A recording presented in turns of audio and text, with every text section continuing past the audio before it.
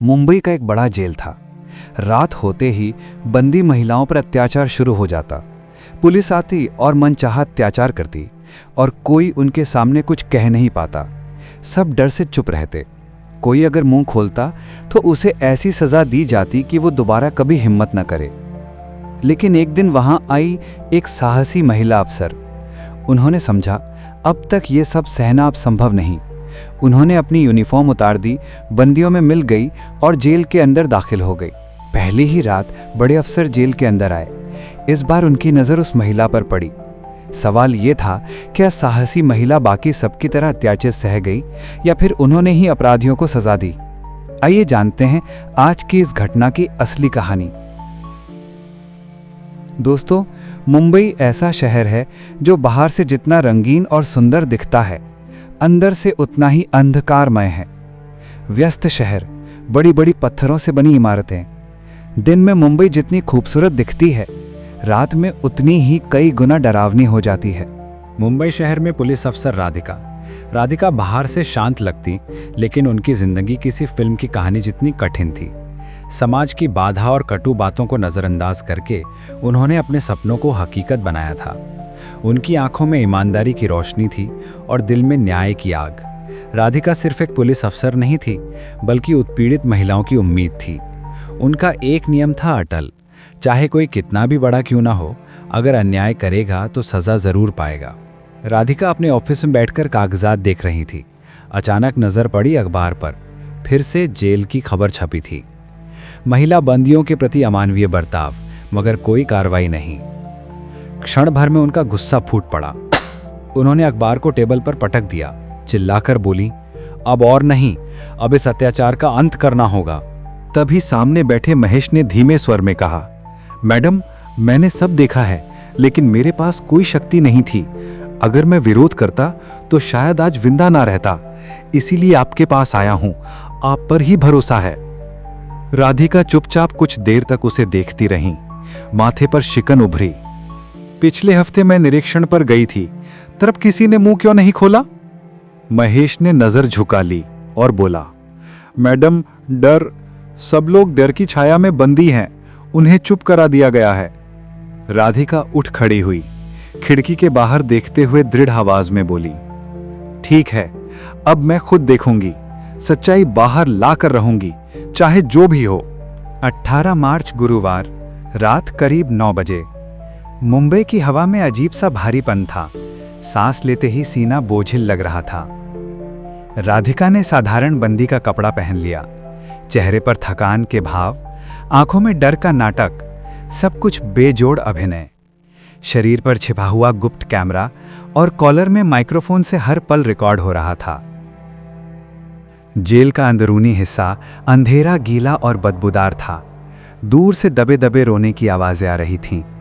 कहीं लोहे के दरवाजे के टकराने की आवाज, कहीं सन्नाटा। बंदी महिलाएं डरी हुई थीं। किसी की आंखों में नींद नहीं, किसी के होठों पर आवाज नहीं, बस दहशत से भरी खामोशी। राधिका बंदी बनकर एक कोने में बैठी थीं। आसपास और महिलाएं डर से सिमटी हुई थीं। तभी एक बूढ़ी बंदी फुसफुसाकर बोली, तू नहीं आई है, संभल कर रह बेटी, यहां रात मतलब मौत। राधिका ने हैरानी का नाटक करते हुए पूछा, क्यों, रात को क्या होता है? बूढ़ी कांप उठी, होंठ हिले मगर आवाज न निकली। तभी एक युवती बंदी डरते हुए फुसफुसाई, तू मत पूछ, जान भी गई तो मत कहना, अगर मुंह खोला तो कोई नहीं बचेगा। राधिका चुप रही। भीतर गुस्सा उबल रहा था, मगर बाहर से वो डरी हुई साधारण कैदी की तरह दिखती रही। अचानक लाठी की ठक ठक आवाज, दरवाजे का ताला खुला और 2 पुलिस वाले अंदर घुसे। आंखों में हवस, चेहरों पर व्यंग्य। अंदर आते ही नजर पड़ी राधिका पर। एक ने ऊंची आवाज में कहा, अरे ओ, उधर बैठी, खड़ी हो जरा, पहले कभी तुझे देखा नहीं, नाम क्या है तेरा? राधिका ने सिर झुकाकर शांत स्वर में कहा, मेरा नाम सुमित्रा, मेरे ऊपर चोरी का इल्जाम है। दूसरा पुलिस वाला खिलखिलाकर हंसा, वही बात तो सब कहते हैं, यहां आने के बाद कोई अपराधी नहीं रहता क्या? पहला भौहें चढ़ाकर बोला, चोरी का केस है क्या? वाह, नया माल आया है, देखो आज कितना तेवर है। पास बैठी एक बंदी लड़की रो पड़ी और हाथ जोड़कर बोली, सर प्लीज इसे कुछ मत कीजिए, ये तो नई आई है। फौरन पुलिस ने उसके गाल पर थप्पड़ जड़ दिया। चुप रंडी, ज्यादा बोलती है। कमरे में हाहाकार फैल गया। सब बंदी सिर झुकाकर कांपने लगे। राधिका ठंडे स्वर में बोली, मैं निर्दोष हूं, मैंने कुछ नहीं किया, आपको मनमानी करने का हक नहीं है। पुलिस वाला गुस्से से दरवाजा भीतर से बंद कर बोला, ज्यादा अकल दिखा रही है, हम चाहें तो तू जिंदगी भर इस अंधेरे कमरे में सड़ती रहेगी। दूसरा हंसते हुए बोला, अरे अर्जुन, नया पंछी तो पूरी हीरोइन है, फिल्म में होती तो आज ही सुपरस्टार हो जाती।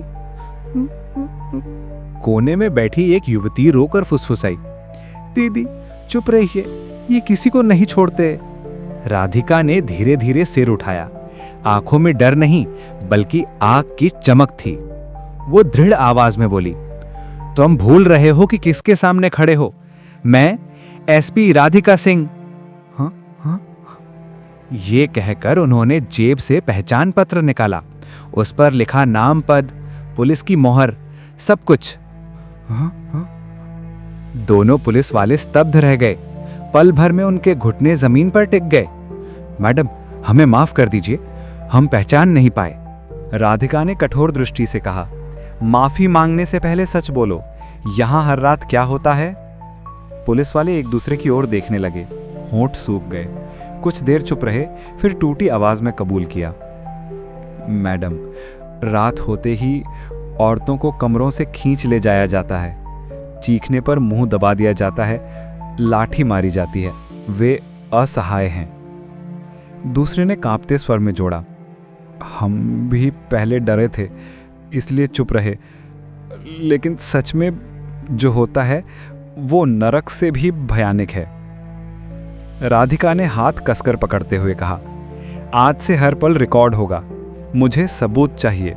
अगर सच के साथ रहोगे तो बचोगे, झूठ बोलोगे तो सजा पाओगे। उन्होंने उन्हें छोटे कैमरे और माइक्रोफोन दिए। उस रात बंदी डर से सिमटी हुई थी। अचानक एक युवती रोते हुए राधिका से बोली,